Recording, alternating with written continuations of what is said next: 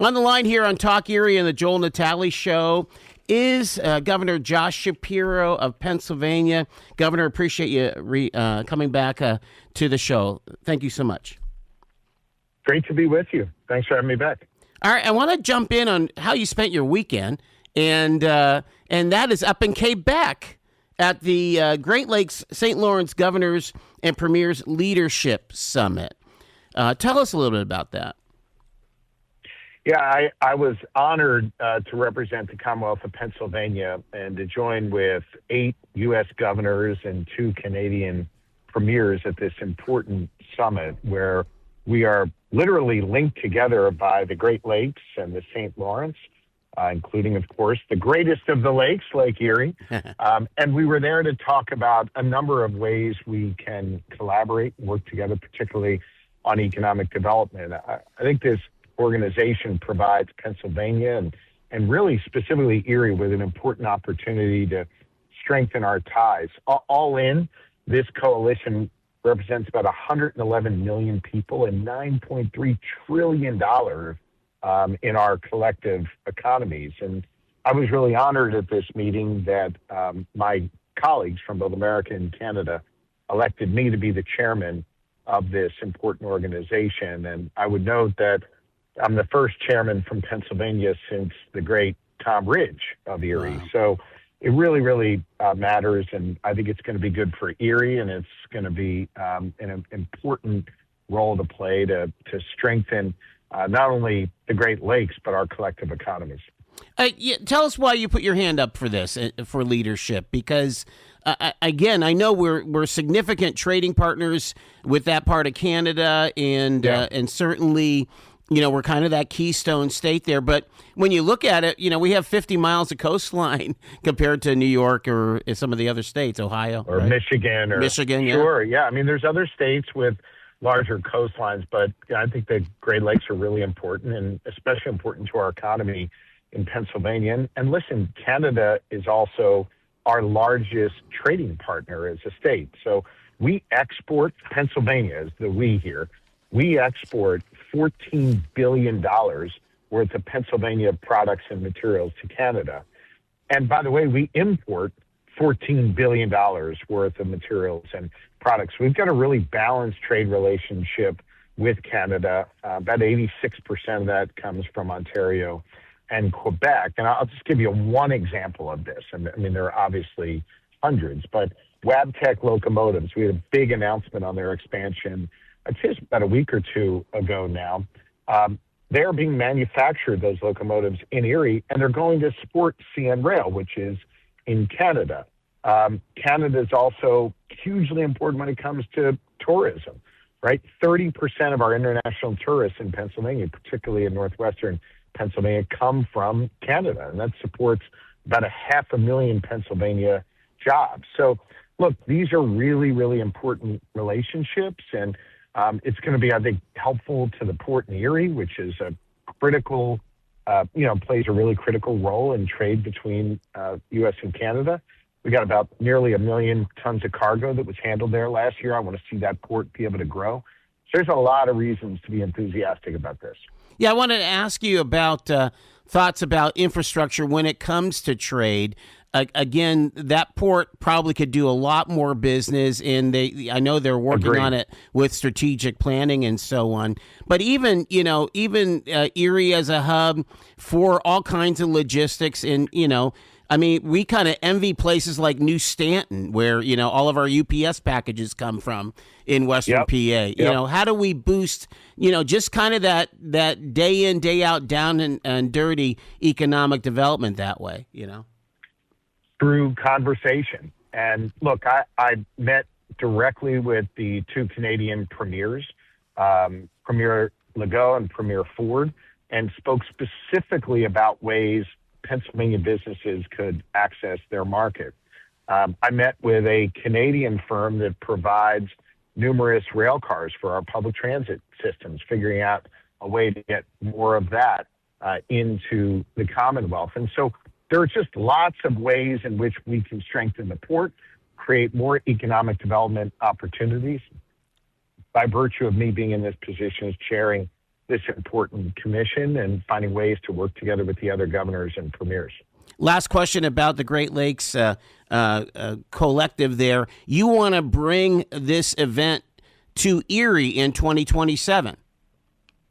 Exactly. So, look, we work throughout the year through this commission, and lots of meetings take place, but we have a biannual meeting that all the governors and the premiers attend. That is the meeting I just attended in Quebec last weekend. I am going to proudly host our next meeting in 2027 in Erie, and I am so excited to bring the other governors and the premiers to the Bayfront and to show them all that Erie has to offer. I think it's going to be an amazing opportunity. We have Governor Josh Shapiro on the line here on the Joel Natalie Show on Talk Erie. I want to pivot to the budget impasse. Again, the rhetoric is escalating. We're at over 100 days. Governor, what's it going to take for this thing to get over the hump in, school districts, nonprofits, social service agencies getting the dollars that they were contracted for to get? Yeah. What's it going to take? It's going to take the Senate in Pennsylvania showing up for work and actually compromising. Let me explain. I introduced the bill, the budget bill, 200. Let me say it differently. I introduced my budget 248 days ago. 248 days ago. And in that time, the Senate of Pennsylvania has only bothered to show up for work 32 days. And by the way, they're getting paid a full-time salary to work only 32 days in the last 248. My budget that I introduced is balanced. It cuts taxes. It protects the entirety of the rainy day fund. And it funds critical services like what you just spoke about, our schools, our counties, senior programs, programs for those with intellectual disabilities, and much more. The House of Representatives passed, I think this is their second or third compromise budget. They actually cut $1.2 billion out of my budget proposal as a way to appease the Republicans who lead the Senate. And what did the Republicans who lead the Senate do? They literally went home. They left Harrisburg.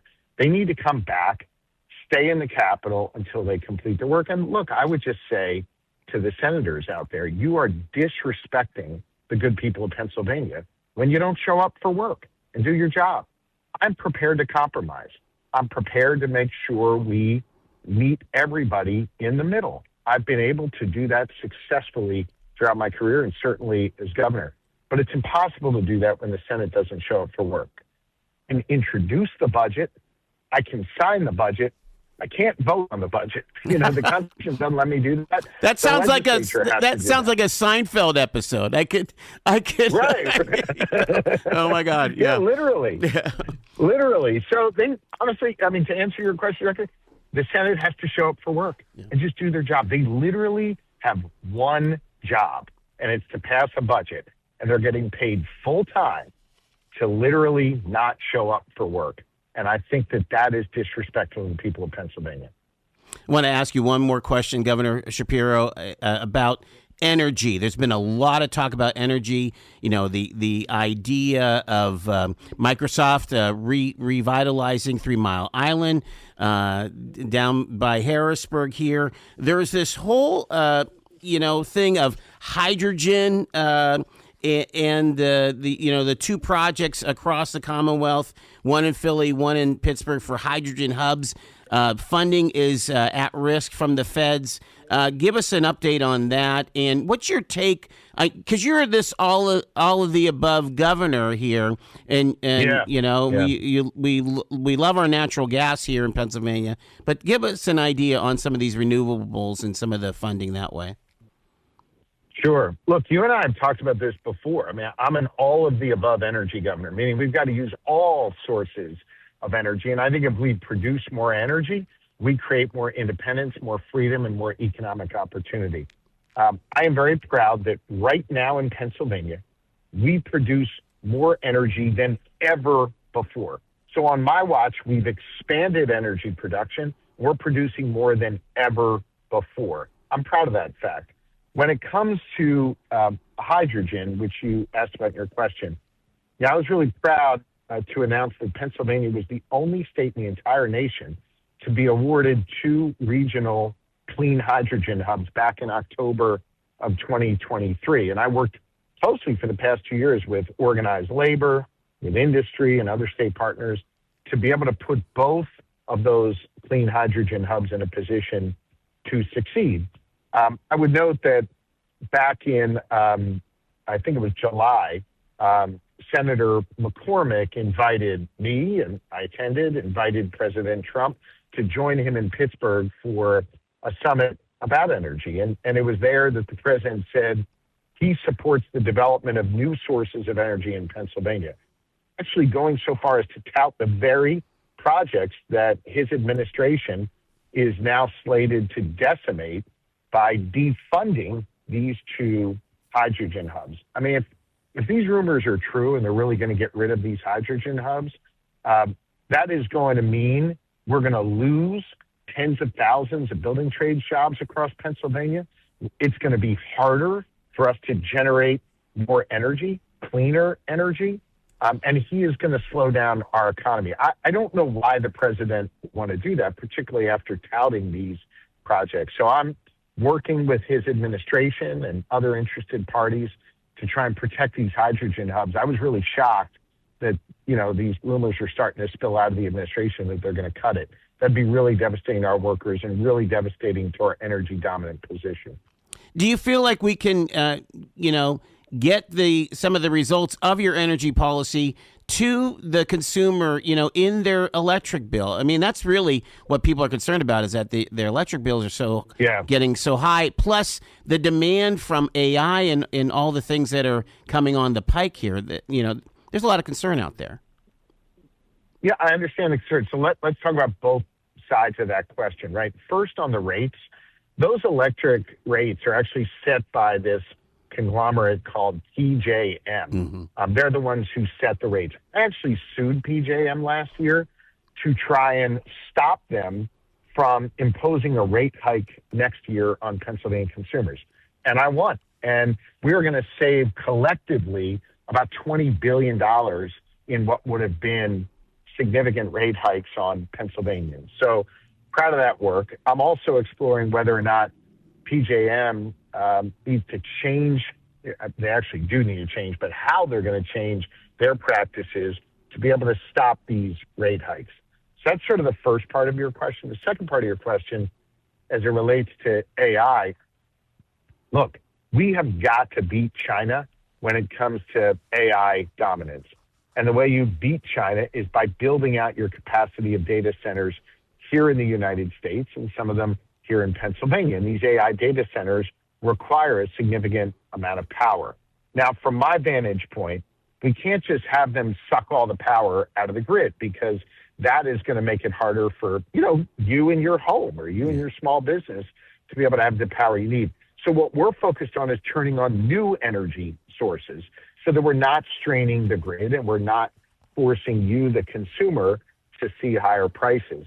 That's why we turned back on 3 Mile Island, the nuclear power plant in the Harrisburg area. It's why we're converting old shuttered coal-fired power plants utilizing natural gas today. So it's cleaner and it's new energy coming onto the grid. Our plan would call for 5 gigawatts, which is just a whole lot of power, to be brought back onto the grid as a result of the infrastructure work we're doing over the next several years. So that protects consumers and also allows us to win this battle on AI supremacy against China.